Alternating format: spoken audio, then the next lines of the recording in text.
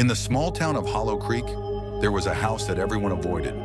It had been abandoned for years, with its windows shattered and doors creaking open and shut on their own. The locals whispered about strange noises coming from within, scratches, whispers, and sometimes faint screams.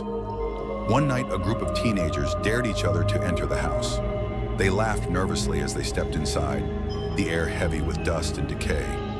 The floors groaned under their weight, and the walls seemed to pulse with a life of their own. As they ventured deeper, they found a staircase leading to the basement.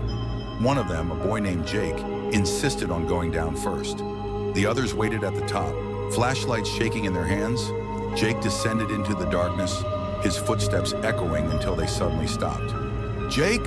one of them called out, but there was no response. Minutes passed and then they heard it, a slow, dragging sound, as if something was being pulled across the floor.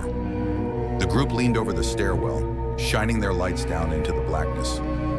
Jake stood at the bottom, his back to them. His head tilted unnaturally to one side, and his arms hung limply by his sides.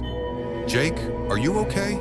another asked, voice trembling. Without warning, Jake turned around. His eyes were gone, replaced by hollow, bleeding sockets. His mouth stretched into a wide, unnatural grin as he took a step forward. The dragging sound grew louder, and from the shadows behind Jake, dozens of hands emerged, pale, withered, and clawing at the air.